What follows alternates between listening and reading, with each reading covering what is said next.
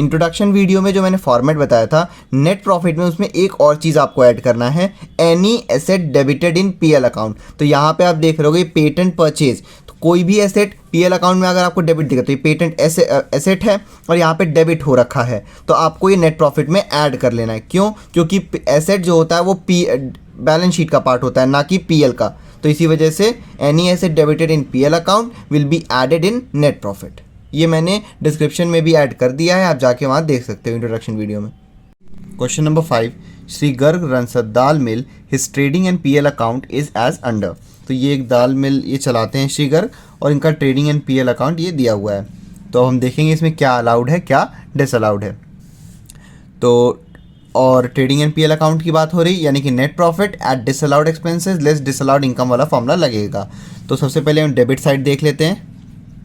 Opening stock business से related है इसलिए अलाउ होगा, ये ऐड नहीं होगा। परचेज ऑफ ग्राम बिजनेस से रिलेटेड है, अलाउ हो जाएगा, ये नेट प्रॉफिट में ऐड नहीं होगा। वेजेस कुछ नहीं गिवन रहता है तो हम मानते हैं कि स्टाफ को दिया गया होगा इसलिए अलाउ बिजनेस का पार्ट नहीं है, ग्रॉस प्रॉफिट नहीं आता है वैसे भी। Patents purchase, any asset debited in PL account will be added in net profit. तो यहाँ पेटेंट परचेज, पेटेंट एक एसेट है और डेबिट में पीएल हो रखा है, डेबिट में पीएल में डेबिट हो रखा है। और ये पेटेंट जो एसेट होते हैं वो बैलेंस शीट का पार्ट होता है, इसीलिए कोई भी बैलेंस शीट का पार्ट एसेट यहाँ पे अगर डेबिट हुआ है तो उसको आप ऐड कर लोगे। तो ये बैलेंस शीट का पार्ट है, इस वजह से डिसअलाउड ऐड हो जाएगा नेट प्रॉफिट में। To manager salary 13,200। भाई देखो मैनेजर सैलरी ऐसे तो अलाउ रहता है, लेकिन यहाँ पे एडजस्टमेंट में दे रखा है कि Shri Garg is a manager himself and received a salary he gives full time to factory. तो मतलब श्री गर्ग जो ओनर हैं वही है मैनेजर और वो खुद को ही सैलरी दे रहे हैं। और हमने पढ़ा है any remuneration to owner will be fully disallowed. तो भाई ये ओनर हैं, मैनेजर ही ओनर है, श्री गर्ग हैं, इसलिए डिसअलाउड। टू स्टेशनरी अलाउ रहेगा, बिजनेस का पार्ट मानेंगे। ट्रेवलिंग एक्सपेंसेस कुछ नहीं गिवन है कहीं भी इससे रिलेटेड, तो इसको अलाउ मानेंगे, इसको मानेंगे बिजनेस से रिलेटेड हुआ होगा। अभी एडजस्टमेंट जो है वो इसके बाद हम पढ़ेंगे, ये पहले पूरा अभी देख लेते हैं नेट प्रॉफिट पीएल अकाउंट वाला। रिपेयर्स कुछ नहीं गिवन रहता है तो मानते हैं बिजनेस का, इसलिए अलाउ। इंश्योरेंस कुछ नहीं गिवन है तो मानेंगे बिजनेस का ही इंश्योरेंस कराया होगा, इसलिए allow. Overdraft interest, overdraft interest हमेशा अलाउड रहेगा, बिजनेस का पार्ट मानेंगे इसको। To office expenses 18,300 rupees. तो भाई ऑफिस एक्सपेंसेस हमेशा अलाउड रहता है क्योंकि वो बिजनेस का पार्ट होता है। अगर इससे नीचे कुछ इससे रिलेटेड कुछ नीचे एडजस्टमेंट होगा तो उसके अकॉर्डिंग अभी हम कुछ भी इसमें चेंज कर देंगे, वैसे office expense allowed. To labour welfare expenses, भाई लेबर वेलफेयर एक्सपेंसेस हैं, लेबर से रिलेटेड खर्चे यानी कि बिजनेस से रिलेटेड खर्चे, इस वजह से अलाउड। टू कंपनसेशन, भाई कंपनसेशन लिखा हुआ है तो ये इसको हम अलाउ मानेंगे।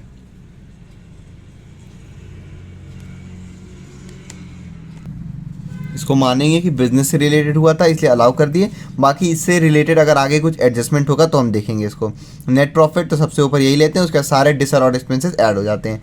अब देखेंगे credit side, by sale of pulses, भाई बिजनेस का पार्ट है इसलिए अलाउ। सेल ऑफ हस्क ये भी बिजनेस का पार्ट है तो अलाउ। क्लोजिंग स्टॉक इनका बिजनेस है तो उसी का क्लोजिंग स्टॉक होगा इसलिए अलाउ। ग्रॉस प्रॉफिट से नहीं मतलब प्रॉफिट फ्रॉम वीट बिजनेस, इनका वीट बिजनेस था उससे प्रॉफिट आया है तो ये भी बिजनेस से रिलेटेड इसलिए allow. Income from the commission of agency business, भाई एक जगह इनकी एजेंसी बिजनेस थी उससे इनकम आया है कमीशन के तौर पे, तो भाई वो भी अलाउड रहेगा क्योंकि ऑलरेडी क्रेडिट साइड है यानी कि इनकम में ऐड हो चुका है। Additional information are available. First point देखते हैं, gram of 18,000 was purchased on 28th March 2022. This amount is included in purchase but not included in stock. Its delivery received on 2nd April 2022. भाई ये point important है। देखिए क्या हुआ था कि 28 मार्च को हमारा जो अकाउंटिंग ईयर होता है वो स्टार्ट होता है 1 मार्च से और नेक्स्ट ईयर तक 1 अप्रैल से स्टार्ट होता है हमारा अकाउंटिंग ईयर हर साल और नेक्स्ट ईयर तक 31 मार्च को वो रहता है, ठीक है। तो इन्होंने श्री गर्ग जो हैं इन्होंने 28 मार्च को ही ख़रीद लिया था, यानी कि अकाउंटिंग ईयर के बीच में ही ख़रीद लिया था 18,000 रुपये का ग्राम। ये अमाउंट परचेज़ में तो इंक्लूड हो गया, यानी कि ये जो परचेज़ लिखा हुआ है 3,40,000 यहाँ पे ये अमाउंट 18,000 रुपीज़ इंक्लूड तो हो गया, but not included in stock. It's delivery on 2 अप्रैल 2022। भाई पैसे में तो यहाँ परचेज में इन्होंने इंक्लूड किया, लेकिन स्टॉक में नहीं इंक्लूड किया गया है। क्यों नहीं इंक्लूड किया है? क्योंकि इन्होंने पेमेंट पहले कर दिया है और इनका डिलीवरी जो ग्राम का है ये 2 अप्रैल को होगा, यानी कि अकाउंटिंग ईयर के बाद। तो ये पॉइंट ध्यान रखिएगा हमेशा, any advance payment made by firm will be disallowed. तो भाई ये बताओ आप, 28 मार्च को पेमेंट किया गया है और माल आएगा 2 अप्रैल को नेक्स्ट ईयर में, मतलब कि अभी तक इनके पास आया नहीं है, तो एडवांस है। और कोई भी एडवांस अगर फर्म ने किया है तो डिसअलाउड, तो 18,000 रुपीज़ ऐड हो जाएगा। सेकंड, ऑफिस एक्सपेंसेस, ये जो ऑफिस एक्सपेंसेस हमने जिसको अलाउ मान लिया था, अब उससे रिलेटेड एडजस्टमेंट है। अब हम देखेंगे अगर इसमें कोई पर्सनल खर्चे होंगे तो फिर ये डिसअलाउ होगा। पहले देख लेते हैं। Office expenses include 2,000 for expenses on Diwali on occasion. अब देखिए ये ऑफिस एक्सपेंसेस में 2,000 रुपये दिवाली पे खर्च किए गए, तो हम ये मानेंगे कि इन्होंने अपने, जैसे भाई हर बिजनेस जो होता है या कोई भी का ऑफिस होता है तो वहाँ पे फेस्टिवल मनाए जाते हैं, क्या पता बोनस के तौर पे किसी को दिया गया हो, क्या पता ऑफिस में कोई अरेंजमेंट किया गया हो दीपावली मनाने का, उसका खर्चा है ये। तो अगर ऑन ओकेजन कोई खर्चा हुआ है, जैसा कि यहाँ पे दीपावली पे ऑफिस एक्सपेंस में ये जोड़ा गया 2,000 रुपये, दीपावली में कुछ ऑफिस में किया गया होगा, उससे रिलेटेड खर्चे हैं, तो ऑन ओकेजन की बात होगी और बिजनेस में ही हुआ है तो अलाउ हो जाएगा ये। Third, Shri Garg is a manager himself and received a salary, he gives full time to factory. हम ऑलरेडी पढ़ चुके हैं कि यहाँ मैनेजर सैलरी था, अगर सिर्फ मैनेजर सैलरी लिखता तो salary to staff, salary to worker allowed, but salary to owner is fully disallowed. तो भाई मैनेजर श्री गर्ग थे, इसी वजह से डिसअलाउड हो गया। मैनेजर सैलरी 13,200 नेट प्रॉफिट में ऐड हो जाएगा।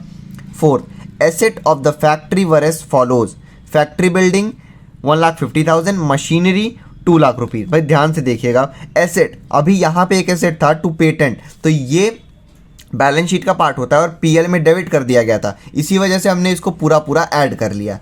यहाँ पे क्या है कि एसेट एडजस्टमेंट में दे रखा है, इसका मतलब फैक्ट्री बिल्डिंग और मशीनरी आपको कहीं पीएल में तो दिखा नहीं, तो मैंने क्या होता है any asset debited in PL account, तो asset debited in PL account होता है तब उसको पूरा पूरा ऐड करते हैं। तो यहाँ ये फैक्ट्री बिल्डिंग और मशीनरी ये दोनों पीएल में डेबिट नहीं हुए हैं, इसी वजह से ये आप ऐड मत करना भूल के भी। अगर यही चीज़ पीएल में डेबिट किया गया होता दोनों एसेट तो पूरा पूरा ऐड हो जाता, लेकिन ये पीएल में डेबिट नहीं है, एडजस्टमेंट में दे रखे हैं, इसीलिए इसको आप ऐड नहीं करोगे। We will not add because not given in PL.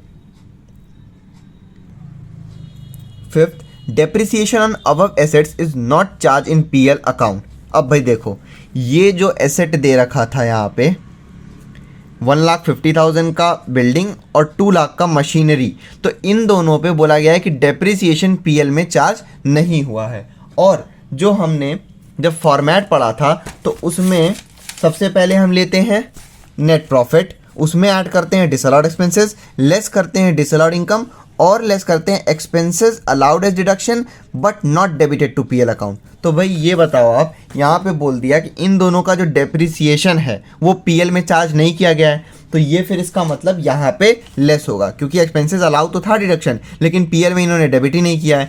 तो डेप्रिसिएशन ये फैक्ट्री बिल्डिंग और मशीनरी का दाम तो नहीं आएगा इसमें, क्योंकि ये पीएल में डेबिट नहीं था, लेकिन इसका डेप्रिसिएशन नहीं चार्ज हुआ था, इसलिए डेप्रिसिएशन लेस होगा। तो बिल्डिंग अगर फैक्ट्री की होती है, भाई बिल्डिंग से रिलेटेड फिक्स डेप्रिसिएशन क्या था, अगर रेजिडेंशियल बिल्डिंग है तो 5% डेप्रिसिएशन लगता है, और कोई भी बिल्डिंग है किसी पर्पस से तो 10%। तो ये जो बिल्डिंग की वैल्यू है फैक्ट्री की है, यानी कि रेजिडेंशियल पर्पस से नहीं है, तो 1,50,000 का 10% डेप्रिसिएशन आप लेस कर दोगे। मशीनरी 2 लाख रुपीज़, तो मशीनरी की बात हो रही है तो मशीनरी पे आप 15% डेप्रिसिएशन लेस कर दोगे, यानी कि 2 लाख का 15%। अब फैक्ट्री और बिल्डिंग का तो डेप्रिसिएशन हो गया। यहाँ पे हमारे पीएल अकाउंट में एक और एसेट डेबिट किया गया था, patent, to patent purchase 7,000 rupees. तो भाई कोई भी एसेट डेबिट है तो एसेट पे तो डेप्रिसिएशन लगना ही है, भले ही उसका रेट गिवन हो ना गिवन हो। तो यहाँ पे ये, अब इसमें कंफ्यूज मत होइएगा, ये फैक्ट्री बिल्डिंग मशीनरी ये एसेट पीएल में डेबिट नहीं था, इसलिए पूरा पूरा ऐड नहीं किए हैं, क्योंकि ये बैलेंस शीट का पार्ट है और वैसे ही पीएल में नहीं आया है, पहली चीज़। दूसरी चीज़ ये कि 5th पॉइंट में लिखा हुआ है कि डेप्रिसिएशन इन पे चार्ज नहीं हुआ है, तो ये तो डेप्रिसिएशन कोई भी एक्सपेंसेस जो कि अलाउ है डिडक्शन के तौर पे लेकिन यहाँ नहीं आता है वो भी लेस हम करते हैं, तो इसी वजह से वो लेस हो गया। अब कि पेटेंट का डेप्रिसिएशन, तो भाई पेटेंट एक इंटेंजिबल एसेट है और इंटेंजिबल एसेट पे 25% डेप्रिसिएशन लगना ही है। तो पेटेंट क्योंकि बैलेंस शीट का पार्ट है, यहाँ डेबिट है, तो इसको आप ऐड करोगे और लेस में डेप्रिसिएशन ऑन पेटेंट 7,000 का 25% लेस करोगे। तो यानी कि एक फैक्ट्री बिल्डिंग का, मशीनरी का और पेटेंट, 3 एसेट का डेप्रिसिएशन आपको लेस करना है। उसके बाद 6th point, compensation paid for breach of contract. ये जो कंपनसेशन यहाँ पे डेबिट किया गया है, तो ये एक इन्होंने कॉन्ट्रैक्ट तोड़ा था, उसके लिए इन्होंने कंपनसेशन पे किया है, तो इसीलिए अलाउ होगा क्योंकि ये बिजनेस से रिलेटेड है। कोई कॉन्ट्रैक्ट हुआ होगा तो उससे रिलेटेड ये कंपनसेशन, इस वजह से allow. Compute taxable income from business of Shrigar for the assessment year 2022-23। Solution देखते हैं 5 का। सबसे पहले हम फॉर्मेट बनाएंगे, कंप्यूटेशन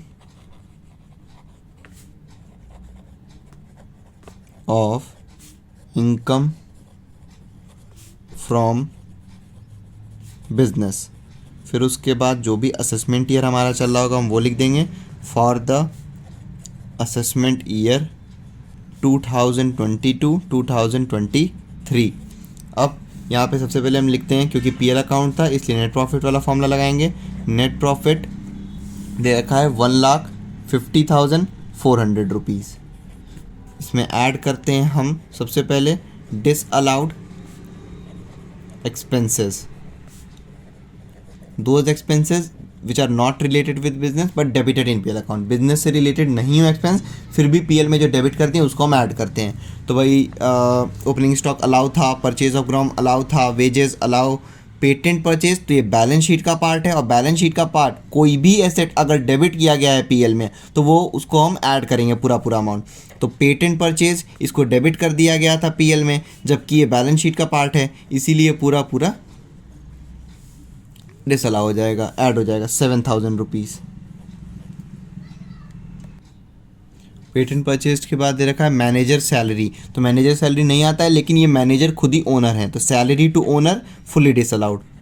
तो भाई यही मैनेजर ही जो है वही सैलरी ओनर है, इस वजह से ये डिसअलाउड 13,200 रुपीज़।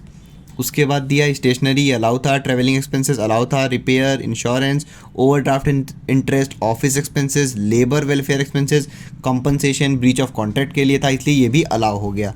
और कुछ एडजस्टमेंट में दे रखा था एडवांस पेमेंट, तो आप लोग हमेशा पीएल अकाउंट चेक करने के बाद एक बार एडजस्टमेंट भी देखोगे।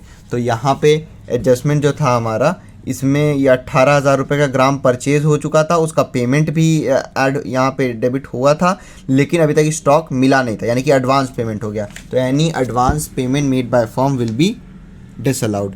तो यहाँ आप लिखोगे एडवांस पेमेंट ऑफ ग्राम,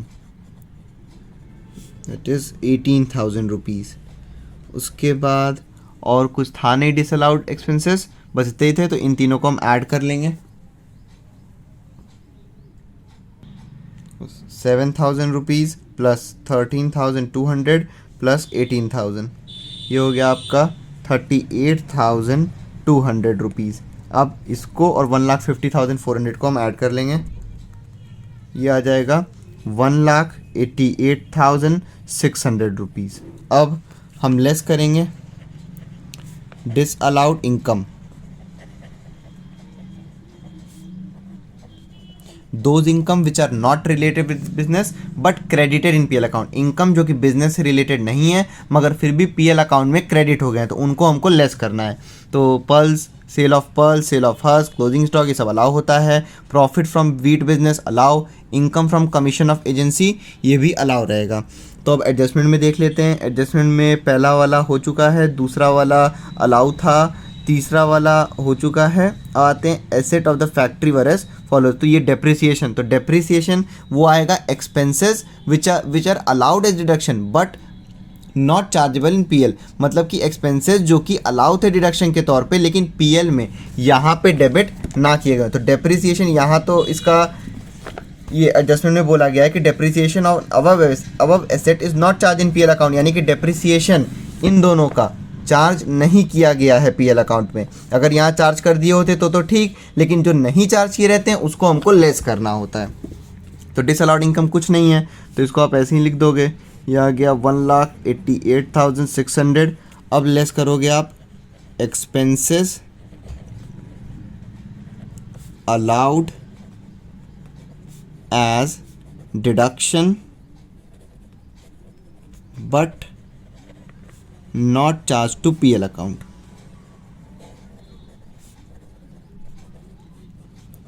तो भाई सबसे पहले फैक्ट्री का, तो डेप्रिसिएशन ऑन फैक्ट्री, तो ये आपको याद करना पड़ेगा, मैंने इंट्रोडक्शन वीडियो में बताया है। फैक्ट्री बिल्डिंग अगर रेजिडेंशियल पर्पस से है तो 5% डेप्रिसिएशन लगेगा, और किसी पर्पस से है तो 10%। तो यहाँ फैक्ट्री बिल्डिंग है, रेजिडेंशियल पर्पस नहीं है, यानी कि 1,50,000 का 10%, ये आ जाएगा आपका 15,000 रुपीज़।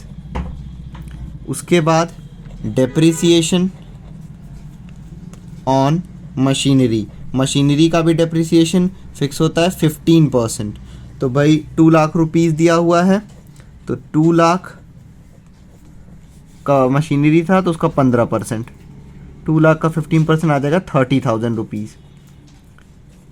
उसके बाद और कुछ दिया नहीं है, लेकिन यहाँ पे एक एसेट डेबिट किए हुए थे, ये पेटेंट परचेज। तो कोई भी एसेट जो डेबिट है और उसका डेप्रिसिएशन भले ही ना लिखा हो, लेकिन हमको डेप्रिसिएशन लेस करना होता है, क्योंकि यहाँ पे कहीं भी डेप्रिसिएशन तो इसका दिखा नहीं रहा है, तो हम लेकिन लेस करेंगे। डेप्रिसिएशन ऑन पेटेंट, तो पेटेंट एक इंटेंजिबल एसेट है और इंटेंजिबल एसेट पे 25% डेप्रिसिएशन फिक्स रहता है। तो पेटेंट का वैल्यू दे रखा है 7,000 रुपीज़, तो 7,000 का 25%, 7,000 का 25%, यह आ गया 1,750 रुपीज़।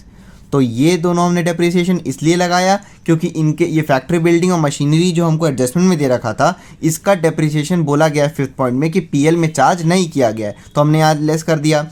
पेटेंट जो कि डेबिट हो चुका था उसका भी कहीं डेप्रिसिएशन चार्ज नहीं हुआ था, तो ये हेडिंग ही यही है कि एक्सपेंसेस जो डिडक्शन के तौर पे अलाउ हैं लेकिन पीएल अकाउंट में चार्ज नहीं किए गए हो। तो भले ही पेटेंट का डेप्रिसिएशन एसेट का डेप्रिसिएशन रेट दिया हो ना दिया हो, आपको डेप्रिसिएशन लेस करना होगा यहाँ पे। तो बस और कुछ है नहीं यहाँ पे। तो अब इन तीनों को ऐड करके आप आउटर कॉलम में लिखोगे पहले, तो 15,000 प्लस 30,000 प्लस 1,750, यह आ गया 46,750। इसको आप लेस करोगे 1,88,600 में से, यह आ गया 1,41,850 इनकम फ्रॉम बिजनेस।